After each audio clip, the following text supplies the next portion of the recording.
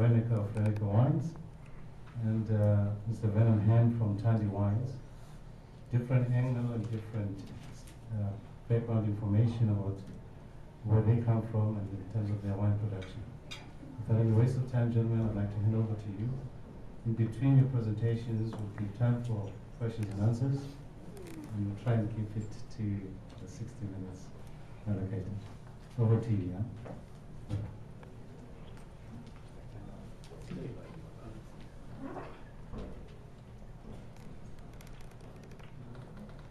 Morning, everyone.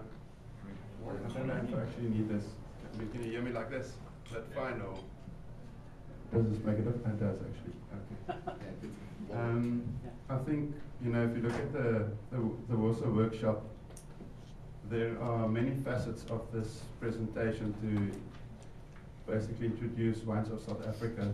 And Vernon and myself, I think, are here to add more context and give a bit of a story behind the wines as well. So our presentation is not highly technical in nature. It's just to share a bit of the South African experience with you.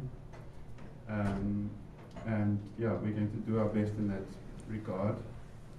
I don't know if any of you have read that book, Life of Pi, but in it there's a little boy that goes to school in India, and as far as I can remember, on the way to school he would walk through an arch every day, and on the arch was encrypted the Latin equivalent of "There can be no greatness without goodness," and I think that is pretty much what we stand for as well. So we're going to try and bring a bit of the goodness of the South African wine industry to you as well, and then show you how this can translate into quality wines.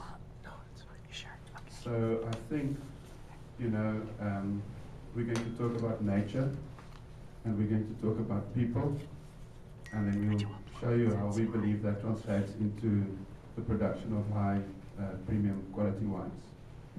Our esteemed colleague could unfortunately not get his visa in time. From Paul Kluwer.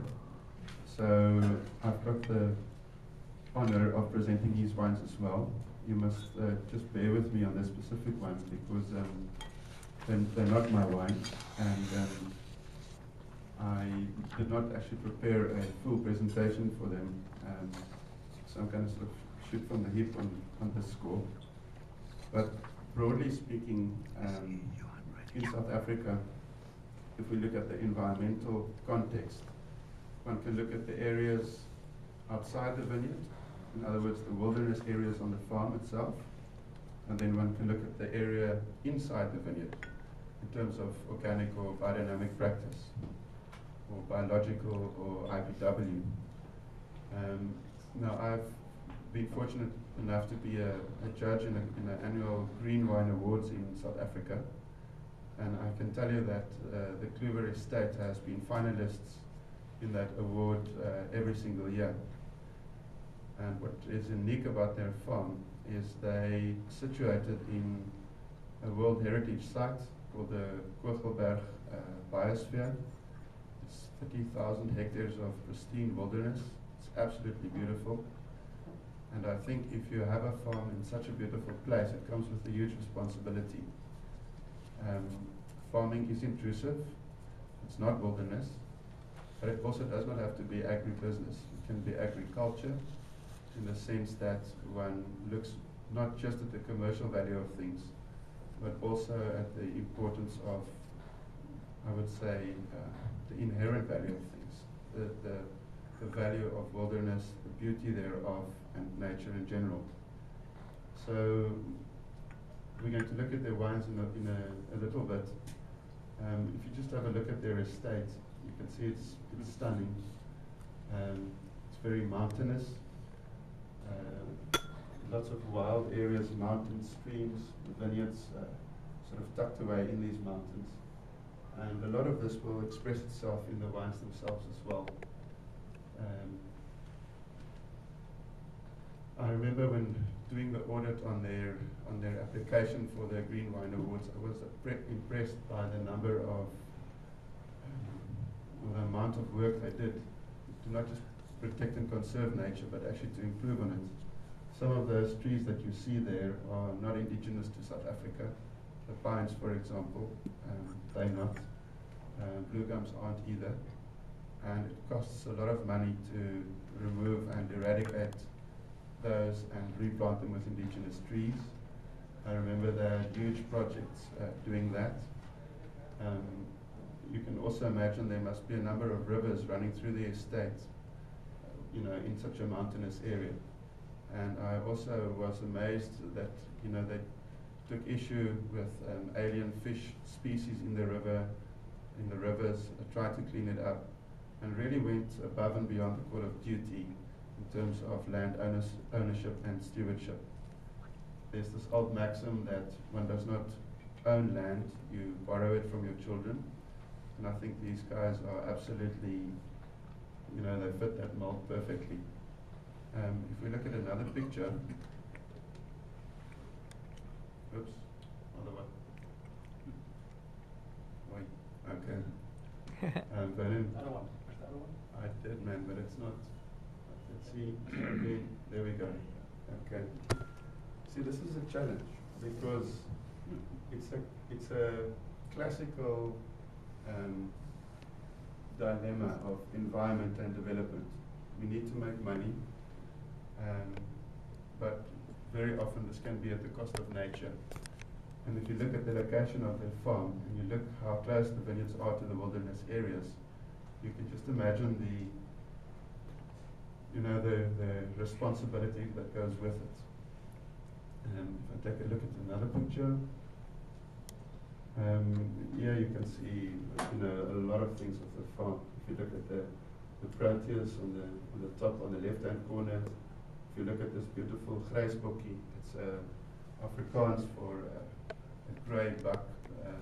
They're not actually grey, they're sort of brownish in colour, but they've got greyish hairs in the facial area. Look at the pincushions, you look at the mountains. On the slide in the middle and the bottom, I'm not sure if that's the ocean that you can see there, but I also know that their farm is quite close in proximity to the Indian Ocean. Now, I don't know if you guys have been to South Africa, or who of you have, some of you have. It's a beautiful place. It's kind of tucked in between the Indian and the Atlantic Oceans. We've got a really cool, or almost an ice-cold current coming down on the Atlantic side. I'm a keen surfer, I know all about it. You get an ice cream headache every time you duck out a wave there. And all of this influences the style of the wines that we grow and that we make there. So usually diverse region. And lots of knolls and hills and mountains and slopes facing in different directions, completely different soil types.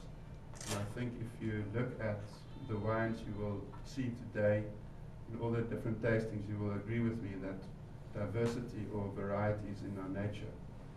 It's a bit of a double-edged sword in the sense that, if you want to build brand South Africa, if it was just one easy message to put out there, it would be a lot quicker to build. But if you go and look at nature, or one of the most important principles in nature is that you get stability through diversity. So the more diverse an ecosystem is, the more stable it becomes. And I think that is the unique thing about the South African industry. It's going to take longer to build it in terms of global reputation, but it will also not come down as quickly and as hard as some other areas with a more singular message that they put out there. So it's an amazing experience to get to know South African wines and all its diversity and complexity. I'm going to move over there and just taste some of the wines with you, some of the CLIP0013 wines.